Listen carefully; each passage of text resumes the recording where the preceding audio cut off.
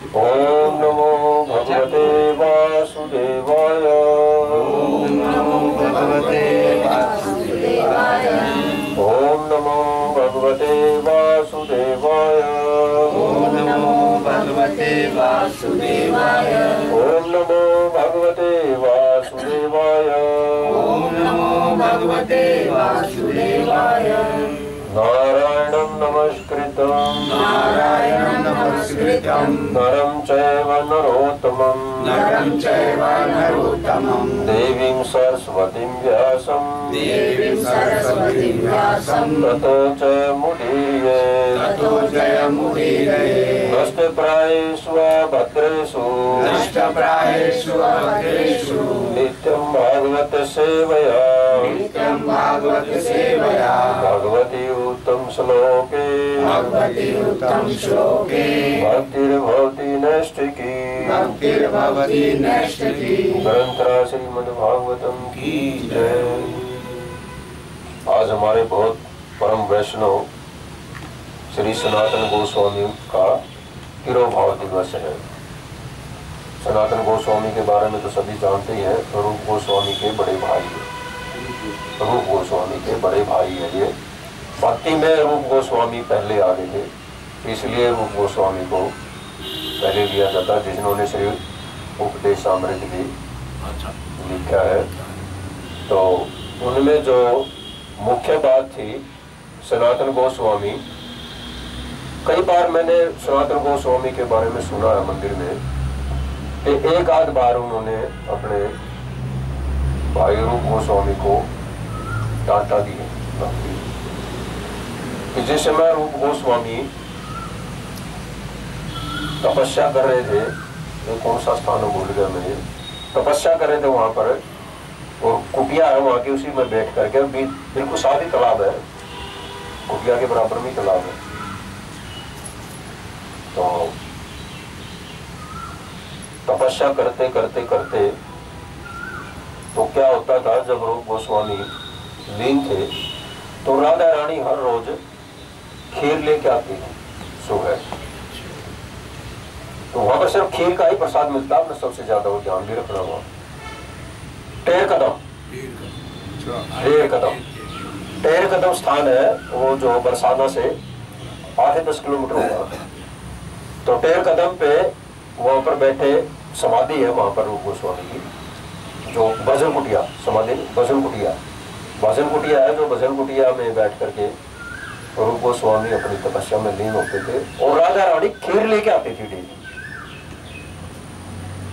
तो एक दिन देखा ये लड़की जो है हर रोज मेरे लिए खीर का प्रसाद लेके आती है कौन ये? वो लेते तो खीर का प्रसाद अपने लेते। एक दिन गोस्वामी सनातन गोस्वामी को पता लग गया कि इस तरह, बोले आपने राधा रानी की सेवा ले ली, इतनी भक्ति में ऊपर हो और राधा रानी की आपने सेवा स्वीकार कर ली। तो सनातन गोस्वामी ने फिर उनको डांटा कि मतलब भक्ति में आने के बाद किसी किस तरह सेवा नहीं लेनी चाहिए, कुछ मांगना ही नहीं चाहिए। मैंने मांगा ही नहीं, ये तो अपने आप हर रोज लेकर के आती थी खीर। तो ऐसे ऐसे तपस्वी हुए हैं हमारे इस संप्रदाय में कि सनातन गोस्वामी भी मैंने देखा शुरुआत में, जब ये हालांकि इतने ऊंचे पद पर रिटायरमेंट भी ले ही कहा थी। उन्होंने तो मुसलमानों का रास्ता है, उन्होंने तो ये कह दिया था कि आप सेवा में लीन नहीं हो, आप कुछ आपके मन में हो रहा है, ये बहाना करके बीमारी का कि मेरे को बहुत ज्यादा तकलीफ है, 10-12 दिन घर में ही रही और पता करवाया, फिर जाकर के देखो क्या चक्कर है। तो ये जहाँ पर चैतन्य महाप्रभु का वहां पर प्रोग्राम होता था ना, वहां पर भाग ले रहे थे। तो बोले ना कोई तकलीफ नहीं है, उनको जेल में डाल दिया। तो उन्होंने बोले अब किया क्या जाए। रूप गोस्वामी को जब पता लगा, उन्होंने बोले मेरी एक नाव भरी हुई है, किस चीज की, सरस्वियों की, वो किसी सेठ के पास जमा करवा रखी थी। बोले आप एक काम करो, इसको लालच दे दो, जो जेलर के बाहर जो काम करते थे, इसको लालच दे दो कि तुम्हारे को इतनी मुद्राएं देंगे और तुम्हारे को छोड़ दो। तो बोले तेरे पास मुद्रा कहाँ से आएगी? वो बोले आप मैं बता देता हूँ आपने, लेकिन ये विश्वास करो, उसने उसके पास जहाँ पर मुद्राएं जमा थी, उसने उसको कहा कि ये रूप गोस्वामी ने संदेश भेजा कि ये मुद्रा इतनी इसको दे दो, तो उसको गई वहाँ पर मुद्रा और वो जेल से बाहर आ गए थे। और जेल से बाहर आने के बाद फिर ये अपने ऐसे चले गए, छुप गए थे ताकि वे दोबारा उनको पकड़ ना ले। तो रूप गोस्वामी ने ऐसा करके मुसलमानों के राज में ऐसे भक्ति की चैतन्य महाप्रभु के साथ। रूप गोस्वामी और सनातन गोस्वामी दोनों भाई इस भक्ति में आगे बढ़े और इस प्रकार इन्होंने चैतन्य महाप्रभु के साथ संग कर करके इस संप्रदाय को आगे बढ़ाया। सनातन गोस्वामी का तिरुभाव जी वैसे है। तो आज फूल बचाए थे क्या हाँ थोड़े ये बचे हुए, तो ये बाद में हमें जो हमारे सठ गोस्वामी है, हिम्मत दूसरे नंबर पर जो सठ गोस्वामी है उनको फूल अर्पण करते।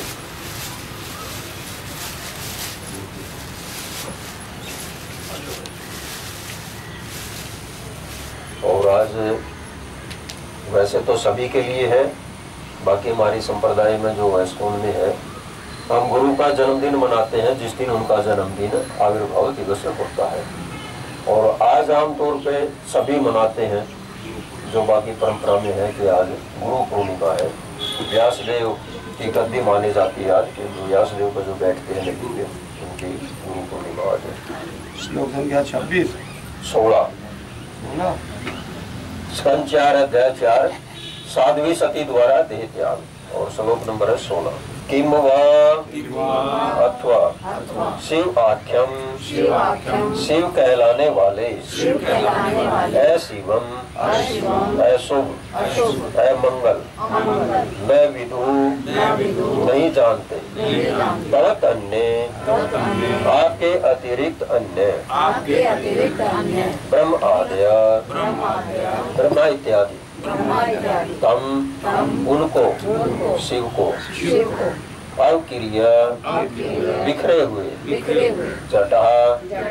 जटा बनाए शमशान में तत्माल्य भस्म नरेक कपाली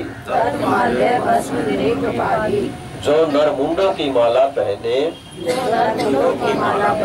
और राख लगाए हुए हैं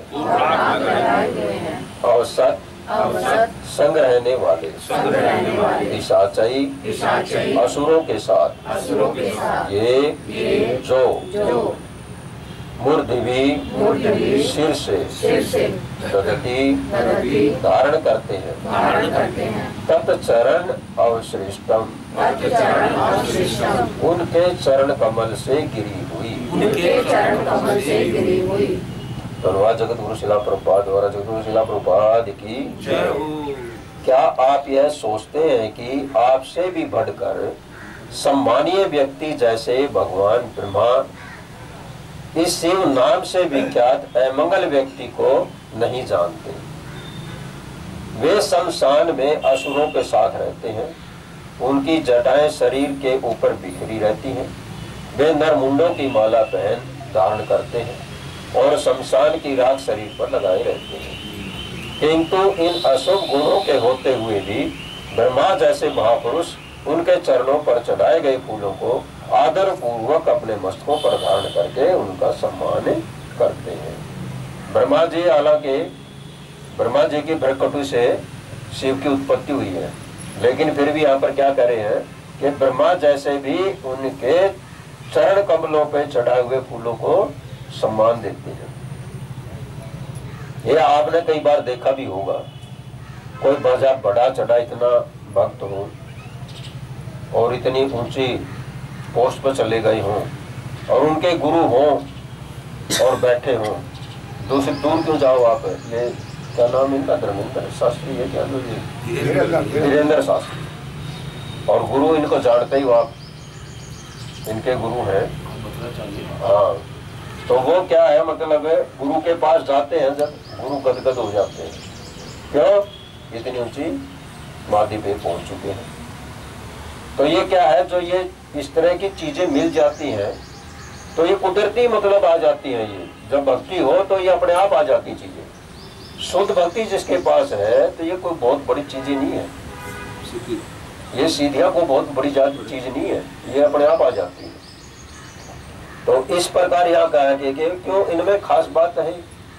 नरमुंड किसके है ये जो शिव ने धारण की है, मैंने बता भी था कि इनकी 50 पत्नियां शिव जी की पहले हो चुकी है, 50 शादियां पहले शिव जी की हो चुकी है, और उन्हीं पत्नियों के नरमुंड जो है ये शिव जी पहले और के नहीं है ये पता लगा। हाँ, तो ये नरमुंड जो है पार्वती से पहले की जितनी थी वो सारी, और सती के भी आगे इसमें सब कुछ आ गया। पार्वती आगे, पार्वती ने तो पूछ लिया था ना, नारद ने बोल दिया था कि आज के बाद पहले पूछ लेना शिव जी से, ये जो आपके गले में नरमुंडों की माला ये है किसकी? वो बोले तेरे पास को नारद आए थे क्या? वो बड़ा डर लगता है सबको नारद से। वो क्यों लगता है कि ये बोलते हुए बिल्कुल नहीं शर्माते, जो कुछ है बोल देते हैं। क्योंकि जब जैसे इनको इतनी छूट मिली हुई है, चाहे भगवान भी जहाँ सोए हो वहीं पर पहुंच जाएंगे, ये उनके कक्ष में पहुंच जाएंगे। तो इसलिए पूछा कि तेरे पास नारद मुनि तो नहीं आए थे? तो बोले नहीं, आप उस बात को छोड़ो, पहले बताओ कि आपके गले में नरमुंडों की माला किसकी है, और बाद में बात करेंगे। क्यों? कल ना पता लग जाएगी जी मेरी और एक माला शिव जी के गले में चली गई, तो पार्वती के बाद फिर माला शिव जी के गले में नहीं गई। तो उस दिन के बाद इन्होंने कहा था कि आज के बाद जो ये माला किसके थे? इनकी जो 50 पत्नियां पहले हाँ, तो इसलिए इसके बारे में ये बात चर्चा हुई। भैया को ये ज्ञान किसने दिया पूछने के लिए? पर्सन नारद जी ने। नारद जी कुमार तो उन्होंने कहा था भाई तो कभी अगली बार एक नरमुंड वाला और शिव जी के गले में जाए, तो पार्वती के बाद फिर कोई माला शिव जी के गले में नहीं। तात्पर्य, शिव जैसे महापुरुष की वर्चना करना निरर्थक है, और ऐसा उनकी पत्नी सती द्वारा कहा जा रहा है जिससे उनकी श्रेष्ठता सिद्ध हो सके। पहले उन्होंने कहा आप शिव को असुर कहते हैं क्योंकि वे संसार में असुरों के साथ रहते हैं, अपने शरीर में मृत्यों की राख लगाते हैं और नरमुंडों की माला से अपने आप को सज्जित करते हैं। आपने उनके अनेक दोष बताए हैं, किंतु आप नहीं जानते कि उनकी स्थिति सदैव दिव्य है। यद्यपि वे ऐसो प्रतीत होते हैं, तो फिर ब्रह्मा जैसे महापुरुष उनके चरण कमलों की धूलि को अपने मस्तकों पर धारण करके उनका सम्मान क्यों करते हैं, जिनकी आप निंदा करते हैं? चूंकि सती एक साध्वी स्त्री थी और शिव की पत्नी थी, अतः उनका कर्तव्य था कि वे शिव के उच्च पद को न केवल भावनाओं से वरन तथ्यों के आधार पर स्थापित करें। कि शिव जी को तो पहले ही पता था कि ये कार्य होना है, कि भैया हट करके जो जा रही है पिता के घर में, तो ये अब मेरे गले में आना है इसको। तो इस प्रकार उन्होंने मना भी किया था, लेकिन विधि का विधान है, ये तो जो होना है वो तो होगा। तो इस प्रकार सती ने पहले ही कह दिया था कि जिसका आप अपमान कर रहे हो ये कोई साधारण पुरुष नहीं है, कि आपने ये कह दिया कि मेरा सम्मान ही किया है। आप अहंकार इतना आपके अंदर आ चुका है कि आप सहन नहीं कर पा रहे। इन्होंने नमस्कार किया या ना किया, लेकिन इनका पद बहुत ऊंचा है।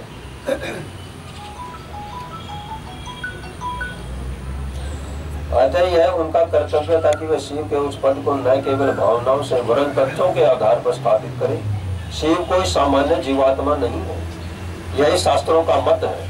वे न तो भगवान के सतर पर है और न सामान्य जीवात्माओं के सतर पर। ब्रह्मा प्राय सभी प्रकार से सामान्य जीवात्मा होते हैं। कभी कभी जब कोई सामान्य जीवात्मा उपलब्ध नहीं होता तो ब्रह्मा का पद श्री विष्णु के किसी विस्तार अंश द्वारा ग्रहण किया जाता है, किंतु साधारणतः यह पद इस ब्रह्मांड के सबसे पवित्र जीवात्मा द्वारा ग्रहण किया जाता है। इस प्रकार शिव का पद वैधानिक रूप से ब्रह्मा से सदैव ऊंचा रहता है। यद्यपि शिव ब्रह्मा के पुत्र रूप में प्रकट हुए, तो यहाँ पर जो बात आई है वही आएगी ना, इस ब्रह्मा के मस्तिष्क से ही शिव की उत्पत्ति हुई है। ब्रह्मा के पुत्र रूप में प्रकट हुए हैं। यहाँ इसका उल्लेख है कि ब्रह्मा जैसे पुरुष भी शिव के चरण कमलों की तथा कथित ऐसो बदौल तथा फूलों को स्वीकार करते हैं। ब्रह्मा के वंशज जो 9 महर्षियों में से मरीचि, अत्रि, भृगु इत्यादि भी शिव का इसी प्रकार आदर करते हैं, क्योंकि वे जानते हैं कि शिव कोई सामान्य जीवात्मा नहीं है। इसके बारे में आपको मैंने पहले बताया है क्या कि जैसे आज के दिन देखोगे कि सुमरारी प्रभु अपने मंदिर के क्या है, प्रेसिडेंट है, और इनके पिता आए और ये व्यास गद्दी पर बैठे, तो वो भी आकर के कई बार हमने देखे थे नतमस्तक करते हैं, व्यास गद्दी का इतना सम्मान करते हैं। तो यही बात यहाँ पर आई है, हालांकि ब्रह्मा के ये पुत्र हैं, लेकिन फिर भी क्या करते हैं, इनका सम्मान करते हैं कि पद इनका ऊंचा है। अनेक पुराणों में कभी कभी इसकी पुष्टि की जाती है कि कोई कोई देवता इतना ऊपर उठ जाता है कि वह लगभग श्री भगवान के पद के पास पहुंच जाते हैं, किंतु प्रत्येक धर्म ग्रंथ में इसकी पुष्टि की गई है कि भगवान श्री विष्णु ही पूर्ण पुरुषोत्तम भगवान परमेश्वर है। ब्रह्म संहिता में शिव को दही या मट्ठा जैसा कहा गया है। ब्रह्म संहिता का श्लोक आता है, अक्षरम यथा दधि विकार विशेष योगा संजायते नहीं तथा पृथक तो यह संभूताम अपि तथा समूह विकार गोविंदम आदि पुरुषम तमें बजाऊंगी। जिस प्रकार दही से आप दूध में मिला करके क्या बन जाता है, वो उसका खट्टा देने के बाद दही बन जाती है, उस दही को दोबारा दूध में तो नहीं ला सकते ना। बस ब्रह्मा शिव जी में और भगवान श्री कृष्ण में इतना ही अंतर है कि वो दूध के समान है और ये दही के समान। क्योंकि जैसे दही दूध होते हुए इसमें दूध तथा दही में भेद करना पड़ता है, वे विवरण वैदिक साहित्य में उपलब्ध है। जब भी हम किसी देवता को भगवान से अधिक उच्च पद पर आसीन पाते हैं तो उसका उद्देश्य उस देवता विशेष के प्रति भक्तों का ध्यान आकर्षित करना होता है।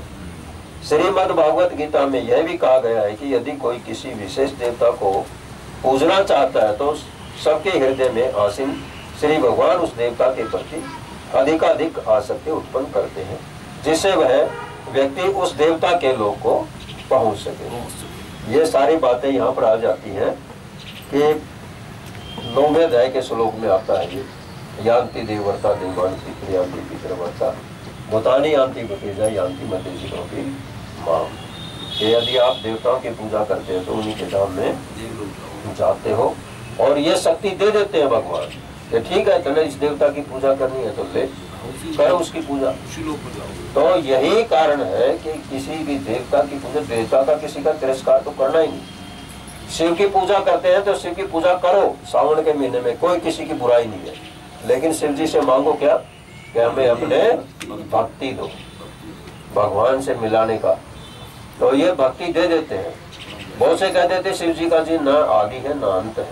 बट ठीक है, तुम उसको मानते हो ना, उनका आदि अंत नहीं है, लेकिन शिव जी के हाथ में भी माला है। किसका जप करते हैं वो? भगवान का, श्री कृष्ण का जप करते हैं। ब्रह्मा जी भी सुबह, क्यों बोलते हैं हम ऐसा ब्रह्ममुहूर्त? ब्रह्ममुहूर्त का मतलब क्या है? 4:10 पे ब्रह्मा जी अपनी माला लेकर बैठ जाते हैं और भगवान का ध्यान करते हैं 5 बजे तक। 4:10 से 4:58 तक का जो ब्रह्ममुहूर्त है, इसी में भगवान बैठ करके ब्रह्मा जी और जो भी देवता है भगवान का ध्यान करते हैं।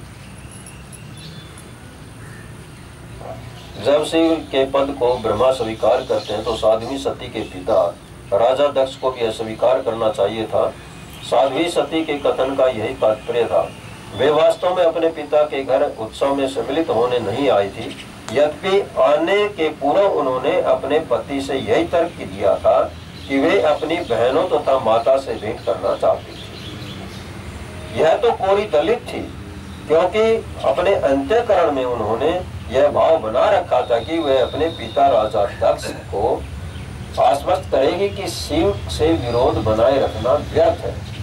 यह उनका मुख्य उद्देश्य था। यज्ञ में भाग लेना उनका उद्देश्य नहीं था। ये सिर्फ ये समझाना था कि आप जो शिव से इतना प्रवेश कर रहे हो ये ठीक है नहीं है। किंतु जब वे अपने पिता को समझा पाने में असमर्थ हो गई तो उन्होंने पिता द्वारा प्रदत्त शरीर को त्याग दिया, जैसे ही अगले श्लोकों में मिलेगा। वो यज्ञ में नहीं कूदी है। आपने सोचो भाई यज्ञ हो रहा था, यज्ञ में जाकर के उन्होंने अपना स्वीकार किया। उन्होंने, उनके पास इतनी तपस्या थी, तब था, तब के द्वारा उन्होंने अपने शरीर को भस्म कर दिया। ग्रंथ श्रीमद् भागवतम की